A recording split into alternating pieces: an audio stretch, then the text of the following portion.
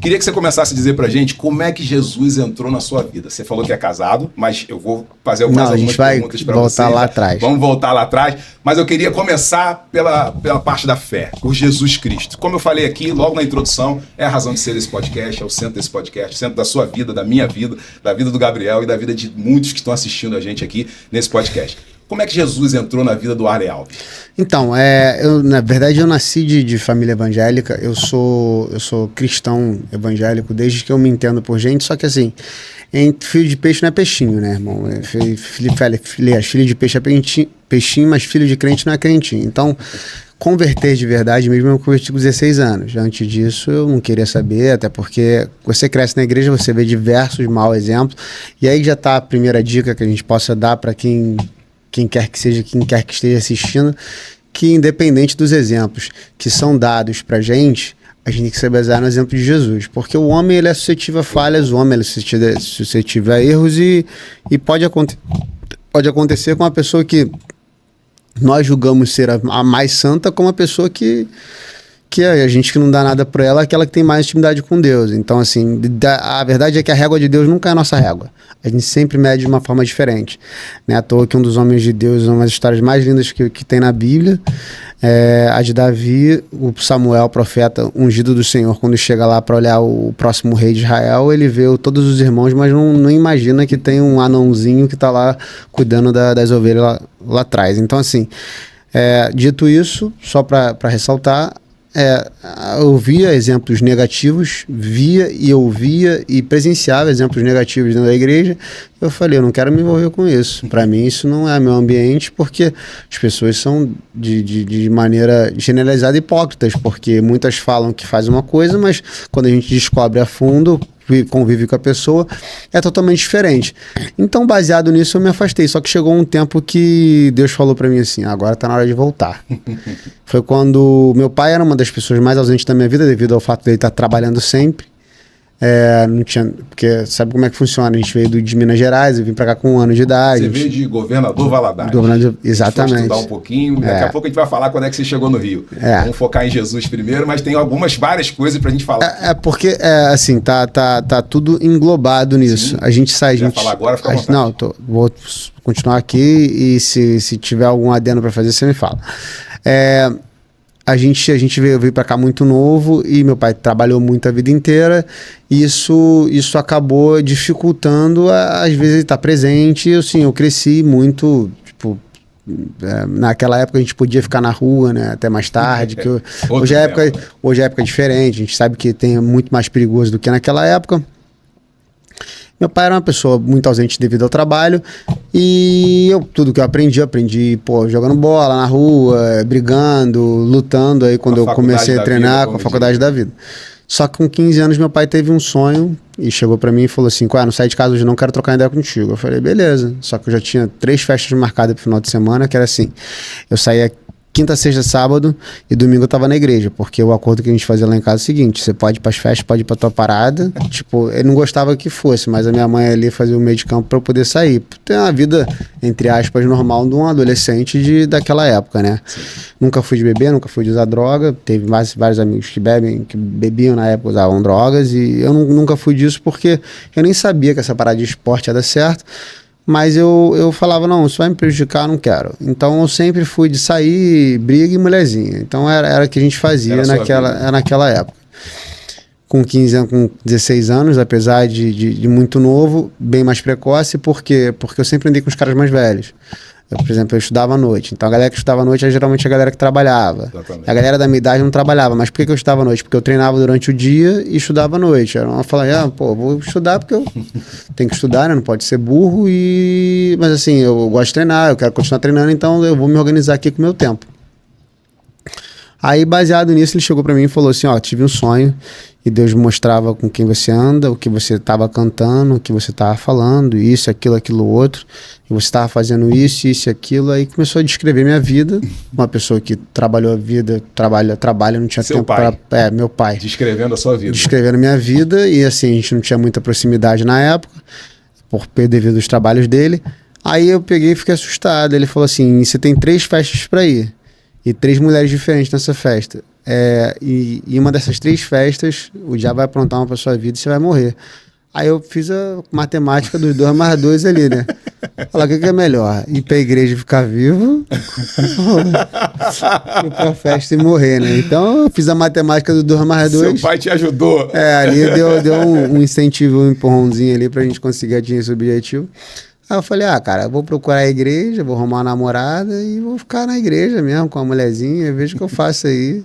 2 semanas depois eu fui conhecer Jesus, né, cara? Que aí conheci Jesus de verdade. De fato, né? De fato, aí me apaixonei, larguei tudo. Eu falei, não, tudo bem, eu abro mão de tudo que você mandar fazer, eu faço. Se tiver que mandar fazer. E assim, é engraçado porque Deus, ele sempre ouve o que a gente tá falando, por mais que não pareça, né? Opa! E eu passei por situações que eu falei assim, não, nessa situação eu faria isso. E assim, teve situações que pra mim eu tive que vencer o lado da vergonha. Por exemplo... Quer falar alguma agora? Tô falando. Então vamos lá. Sempre orava pra Deus e falava assim, qual é, Deus? Não tenho vergonha do Senhor, o Senhor pode ter certeza que eu nunca vou ter vergonha do Senhor, nunca vou ter vergonha do Senhor, e nunca vou ter, eu sempre vou pregar o evangelho, sempre vou fazer. Aí uma vez eu tava na van, né, Brad? Aí Deus falou, qual é? Prega aí. Eu falei, que pregar o quê? Tá maluco? Você tava falando uma coisa e te deu oportunidade. Eu vou pregar na van. Aí eu peguei e falei, já Isso aqui no Rio? Aqui no Rio. Aqui no Rio? Eu morava na Curicica na época, eu vim pra cá com 1 ano de idade, né? Então a gente veio... Então a vida toda aqui, né? Eu sou mais carioca do que qualquer outra coisa. Então tá certo. Aí... Eu tava voltando do treino, aí tava falando isso com Deus, né? Aí ele falou assim, prega aí na van. Eu falei, pô, não vou pregar. Aí eu falei, prega ali. Eu falei, já sei o que eu vou fazer. Malandro, né? Dando jeitinho pra Deus? Eu falei assim, não, vou pregar. Vou pregar, calma, Deus, calma, não me empurra. Eu vou esperar chegar perto do ponto, que aí quando acabar eu já vou. Aí acabou a vergonha, quem levou, quem não levou, a vergonha passou. Aí só que eu comecei a falar de Jesus e eu falei, rapaziada, dá licença aí, sei que atrapalha a vida de vocês. Desculpa atrapalhar o sossego da sua viagem, né? Assim que fala? Mas eu tô aqui porque eu senti no coração de Deus de falar que de repente alguém precisa saber. E comecei a falar de Jesus e acabei. Tipo, senti que a galera no começo deu uma olhada, de repente até acharam que era assalto, né? O moleque em pé na van falando, vão assaltar a gente, né? Aí o velho pegou e falou, eu peguei e parei assim, aí eu olhei, aí falei. Aí a galera pegou, uns prestaram atenção, outros voltaram a mexer no telefone, fazer as coisas. Aí eu acabei, falei, beleza, vou descer. Quando eu olhei, faltavam uns 3 pontos. Aí ficou aquele clima de velório, tá ligado? Eu falei... Tirou oferta, não? Aí eu falei assim, não é fez o apelo. Aí falei, galera, que vai entregar a vida pra Jesus, e falei tal, aí saí de lá e falei... Você fez mesmo que Deus pediu. Fiz, meu irmão, a missão dada é missão cumprida, não tem como... É isso aí. Tem como voltar atrás. Como é que foi o sentimento na hora, assim, de quebrar essa barreira? Você tava com vergonha, né? Não, a vergonha é inerente, assim, e falando nisso, assim, a gente até pensa, assim, que tem muitas pessoas que pregam o evangelho e a gente tira as pessoas pra maluca, né, cara? Tipo, a gente pegando o evangelho no meio da rua, tipo, eu vi um vídeo... Nas praças. Nas praças, eu vi um vídeo dos caras pregando, um cara com terno e gravata pregando, gritando, sem microfone na mão, e a gente pensa, pô, o cara é maluco, tem lugar pra fazer. Não, a guerra é essa aí. Enquanto a gente está se omitindo de fazer o que é certo, tem várias pessoas indo para o inferno. E essa é a realidade. Não adianta a gente maquiar com esse evangelho soft de hoje em dia. Assim, eu sou o cara que tem milhares de erros. Se você andar comigo, você vai conhecer meus erros. Todos nós temos erros. Eu dou aula. Todos nós Isso eu dou aula. aula. Tenho milhares de erros, mas uma coisa é certa.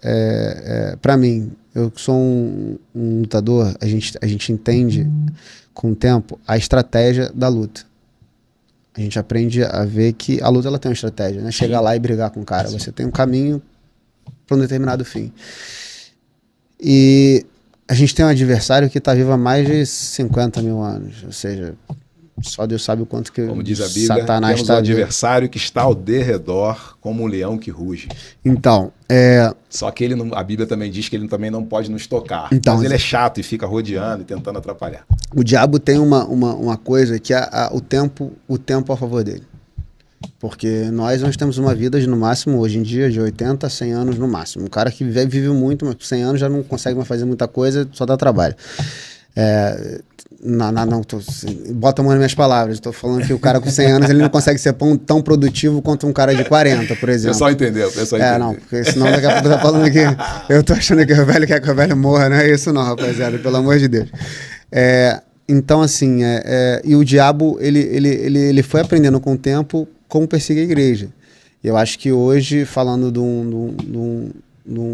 uma forma direta e simples, eu acho que a perseguição, pelo contrário, a perseguição nos lugares onde o evangelho é mais perseguido, a gente que tem uma instrução religiosa, que tem uma vivência de evangelho, a gente vê que os lugares que o evangelho é mais perseguido é onde tem os maiores milagres, onde acontecem os maiores avivamentos, e aonde o evangelho é menos perseguido, onde o evangelho é mais deixado fica à vontade, faz o que quiser, são os crentes mais fracos e rasos que a gente conhece.